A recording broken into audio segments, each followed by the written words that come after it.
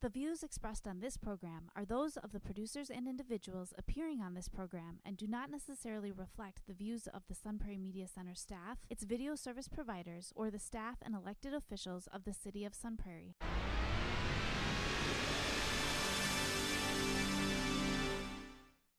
Hello and welcome to Real Reviews. My name is Jameson Rabbit. I'm so happy to be joined once again this week by my good friend, special guest, Michael Seleskie. Sir, welcome back to the show. Oh, it's great to be here. You know, they say every rose has its thorn, so we'll see if last week's show was the rose, or maybe this week's show is the rose, and last week was the thorn. I don't know. Well, you know what? We'll judge it all at the end. We'll come back to it, and we'll revisit and see where we ended up. That's the job of the critic, is to watch it and then review it. Critique yourselves. There you go. Physician, heal thyself. This week, we are here to talk, of course, as we are every week, about a bunch of movies, so let's dilly-dather no more and get into what we have on the marquee. I'm going to get us started with the first film. We have The French Dispatch, the newest film from director Wes Anderson. Features, of course, his usual cast of players that follow him from film to film. He seems like a gathering snowball, picking up more and more people. In this film, it's more of an anthology series of stories that are told through the framing device of a magazine. Think of like your New Yorker magazine that is run by the editor-publisher, played by Bill Murray. He is the head of The French Dispatch. It's filled with various reporters and writers, and the film is then broken up into story segments, much like a magazine would have various segments. We have the travel section, as told by bicycling reporter, played by Owen Wilson. We have a section called The Concrete Masterpiece, which is starring Benicio del Toro as a prisoner who is an amazing artist. Adrian Brody is in there as an art critic. Leah Seydoux as a jailer. We have a section called Revisions of a Manifesto, starring Timothée Chalamet, Frances McDormand, and others, where Timothée Chalamet is leading a student revolution known as the Chessboard Revolution, as a revolutionary named Zeffirelli. And then we have one called The Private Dining Room of the Police Commissioner. This one is a story as told through the recited writings of Jeffrey Wright's character that turns into a kidnapping and rescue, all centered around the private chef of the police commissioner. This is your dining section of the periodical. And visually, I think this is everything that you would expect from a Wes Anderson film. Everything is centered symmetrically on screen, as he loves to do. Some people refer to his films as dollhouse pictures because everything seems to look like a dollhouse. You have interesting characters. You see in this film, he brings in the use of black and white pretty frequently in this. He also really loves the technique of passing the camera through walls to see different parts of a conversation. And I think because this is more of your anthology type film, you can mix and blend different eras and different styles because each story is very different. In fact, one of my favorite parts of this movie is actually in the final chapter. There's a animated car chase sequence that I thought was kind of a smart way of getting out of having to film. A long car and foot chase. Would have been extensive, and it kind of adds a little levity to it because it is animated, and it still captures his own visual aesthetic in that way. This was a film that I was really excited for coming in. Wes Anderson, one of my favorite filmmakers, like rarely misses. I love what he does. How did you feel about Wes Anderson coming into this? You know, his movies, I think, are best described as the kids would call it, it's a vibe. Mm-hmm. I mean, it's a mood that you kind of have to be in. In my youth, I would have called it pretentious trite. Mm-hmm. Now I just call it pretentious. I really, his movies for me have always been hit or miss, but I think that's because of where I was in life. I don't think the movies have gotten any better, but I think my appreciation for them has gotten better. And I have to say, upon viewing this one, this was the one that I've appreciated the most. I thought it was beautiful. I thought it was well written, well acted. The thing that I really enjoyed that I couldn't get over is that it's a visualization of, like what you said, of a magazine told in several parts, and the dialogue, if you're just listening to it, sounds like it would be written on a page. Mm-hmm. It was absolutely gorgeous. I thought that the one theme that drove all of the vignettes, or all of the different stories, if you will, was sort of this loneliness. There's the loneliness of the author. There's the loneliness of the prisoner. There's the loneliness of the the lady who's helping out the revolutionary, and then there's the loneliness of, being a expat journalist living abroad. And I thought that, it's visually stunning to watch. It's you can't take your eye off the screen. Is it something that is going to keep you on the edge of your seat, action-packed, twists and turns around every corner? No, I don't think so. But it's absolutely it's top actors doing great stuff. Right. Javier Bardem in the scene where he's the prisoner. Just some fantastic stuff throughout the whole time. Yeah, I mean, that's one of the things that's great is that he draws in a cast of, he just has Tilda Swinton kind of in the background. I mean, he has just multiple Oscar winners in here. It's like, here, let's find something creative for you to do. I don't like Adrian Brody in anything other than Wes Anderson movies. I can't tolerate him in most other things.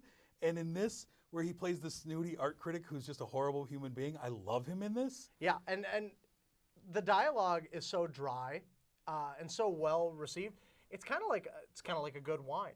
And I think there were a lot of lines that in this movie weren't supposed to be funny, but as read, and the way my audience portrayed it as, they were cut-ups. And there were a lot of really good jokes. I found myself really enjoying this movie. All of the cast were fantastic.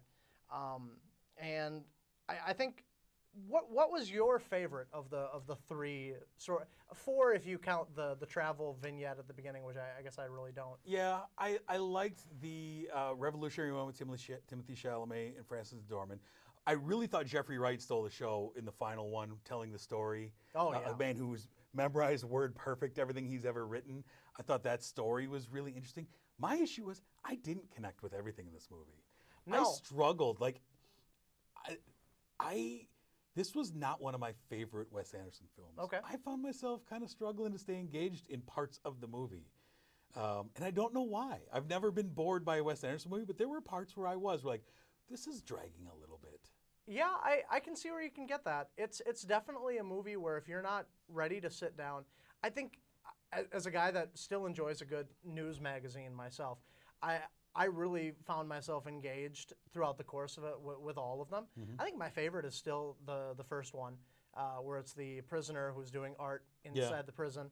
And the thing that I absolutely loved about that was the fact that for the most half of the telling, it's almost entirely in black and white. Yeah. And you don't really see his works with concrete in color until it's revealed at the end. And you do see how gorgeous they are.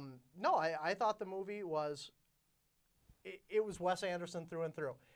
The thing that you like about Wes Anderson's movies are that within 2 or 3 minutes, you know it's a Wes Anderson joint. So obvious. Yeah. I mean, the opening credits, he's one of these filmmakers within the first minute, you're like, oh, it's a Wes Anderson movie.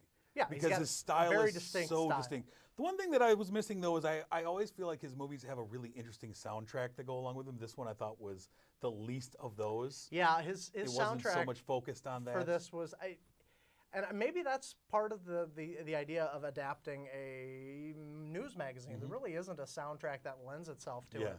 I thought there was a little bit of work with music in the revolutionary scene with Timothy Chalamet.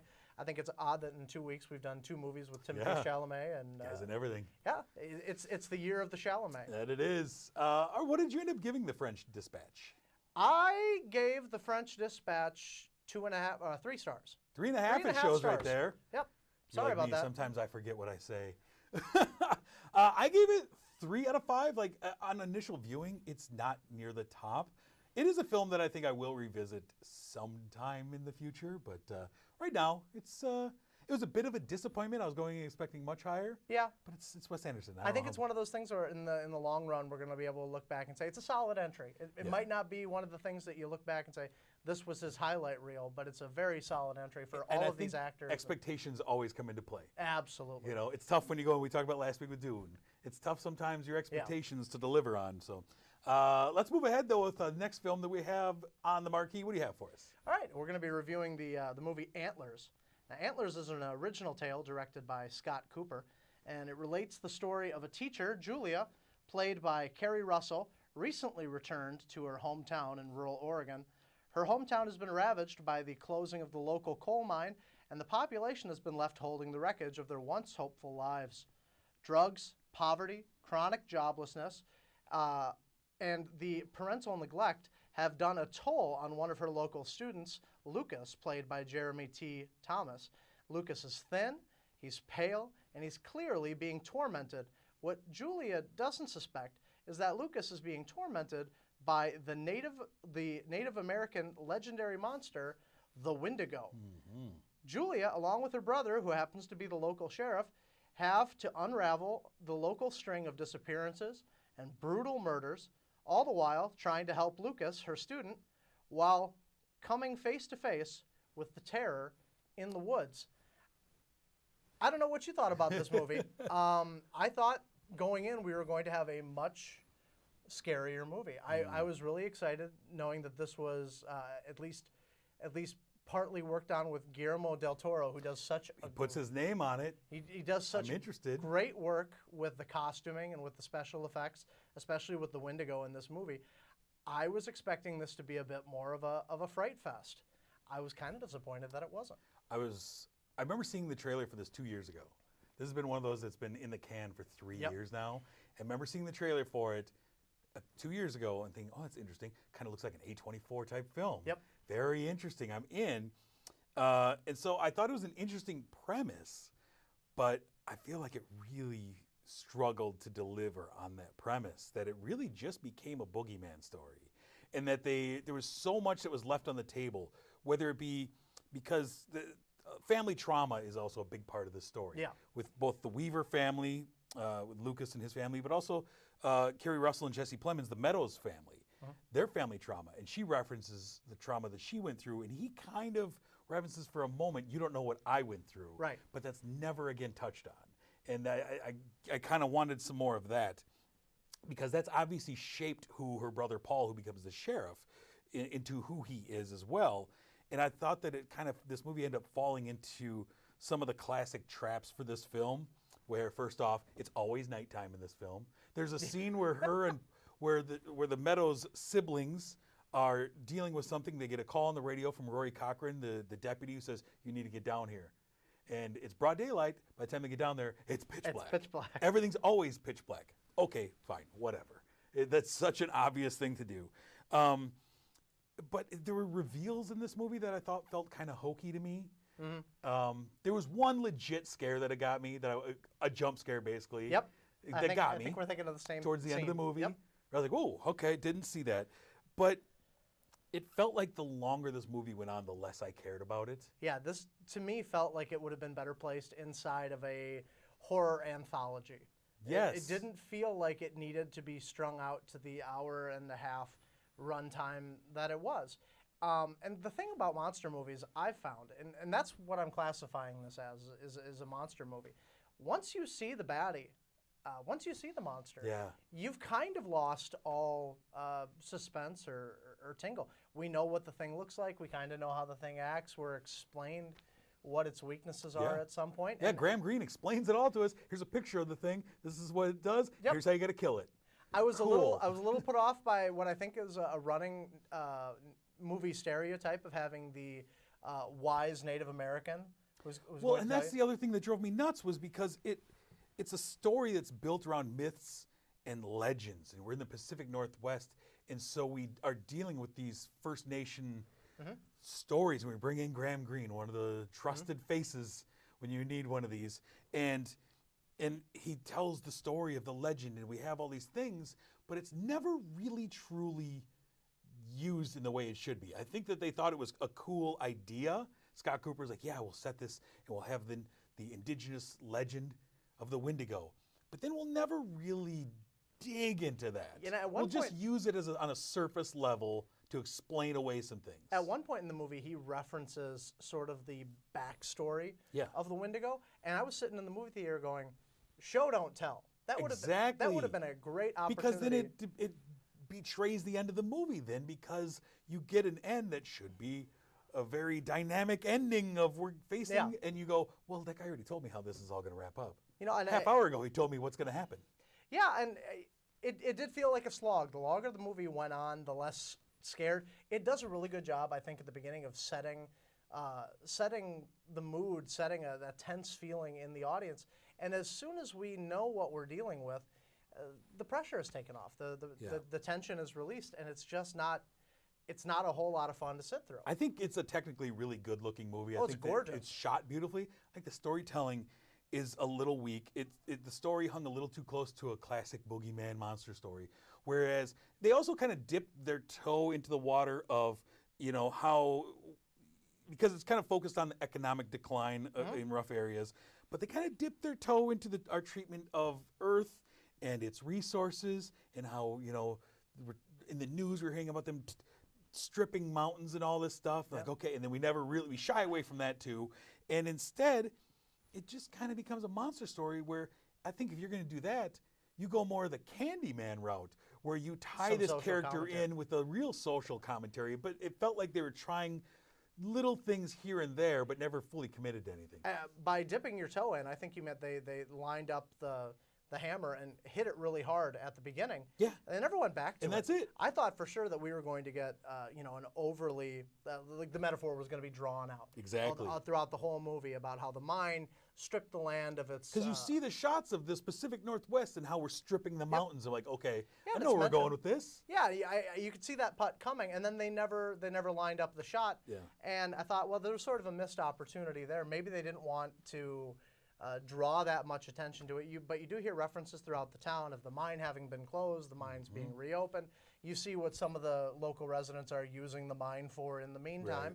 Right. And, it all, like in a lot of these movies, the exploitative nature of the capitalist system that wrecked that mountain community is sort of like the secondary boogeyman in this thing. Yeah, you're absolutely right. And unfortunately, that is not going to be confronted in this movie. No. What did you end up giving Antlers, though? I said earlier that this was like taking a big bite out of a rice cake and then having to swallow because you were halfway through taking a big bite of a rice cake. Mm-hmm. I gave it the minimum 2.5.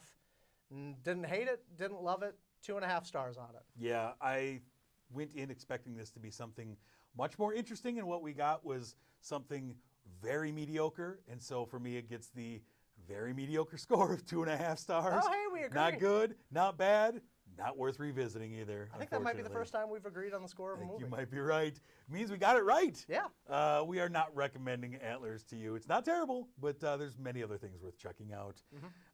Let's move on to our final movie that we have on the marquee. This is Edgar Wright's new film, Last Night in Soho. This film stars Thomasin McKenzie as a young girl named Eloise. Eloise is a lady who is obsessed with 1960s London. She loves the mod fashion, the culture, the music, everything about 1960s London.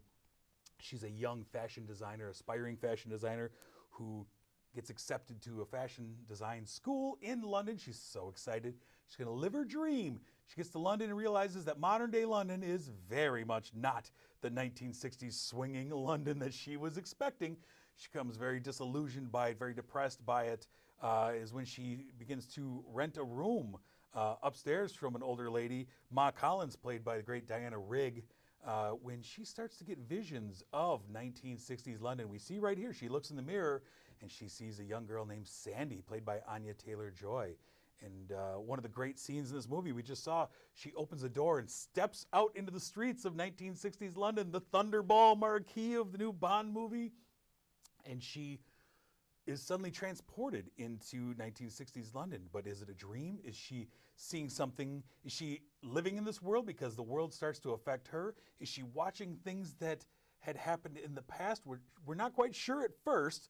And she begins to really become obsessed with Sandy. She starts to dye her hair to look like her, to dress like her.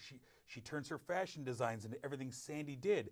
Sandy is hooked up with a guy named Jack, played by Matt Smith, the good doctor himself, who is a guy who promises to make Sandy a star. That promise is undelivered upon in a horrific way. And the film starts to become a film that feels like a warning about nostalgia and becoming trapped by nostalgia. Sandy becomes very much trapped by it, to the point where when things start to turn, she cannot get away from the events that she's seeing.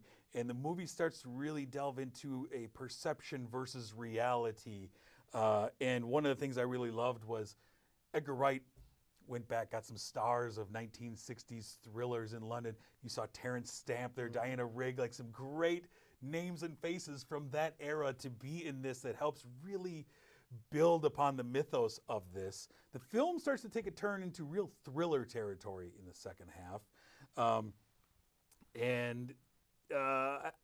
really enjoy Thomasin McKenzie. I really enjoy Anya Taylor-Joy. They're two young actresses that I have been enjoying watching grow on the screen. Curious, Edgar Wright's Last Night in Soho. How did it work for you? How did you enjoy it? Well, what do you think? First of all, rest in power to Diana Rigg, Yes. the Queen of Thorns, giving her last performance. I believe this is the last. I believe you're right. Yes. The last credited supporting role that she's going to get. I thought she did a great job in this movie. I got a lot of mileage out of this movie. I loved it.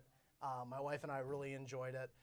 The soundtrack, like everything that Edgar Wright does, it's just golden from top to bottom. Let's talk about that for a minute, because that's, I think, one of the keys to an Edgar Wright film is his soundtrack, his choice of music. Yep. It's not just there as filler. It's not even there really to set a mood. Like, it really propels the characters. It provides a driving force throughout the plot. You see it in the Coronado trilogy. Mm-hmm. You see it in Baby Driver, obviously, where the main character is almost entirely Scott listening. Pilgrim is music-driven. Yes, Scott Pilgrim again. And I think he knocks it out of the park with this. This is, you walked in and, they have, you walked out having to almost go to the soundtrack and go, I need to listen to some of this old music. Now, I was raised on 60s, 70s, singer-songwriter, British invasion type music, so I absolutely loved it. And it was a toe tapper from beginning to end.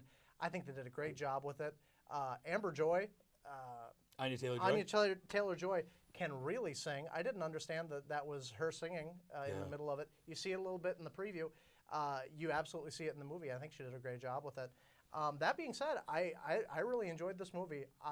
I was going in expecting it to be like a horror, thriller type of movie, and I don't think it ever quite got there. They tried in a lot of places to add some horror elements to it. This is more of almost not a PG, but a weaker version of like a Gone Girl. This isn't a horror movie per se. This is more of a movie that's going to kind of mess with your head going in. And I really enjoyed the twist at the end that I didn't see coming. And but as we're walking out of the movie theater, I'm excited to see that again. That's see if exactly it. Put the puzzle back together, because like a lot of his movies, like a lot of Edgar Wright's movies, everything that needs to be known about the plot is said in the first 10 minutes. Yeah.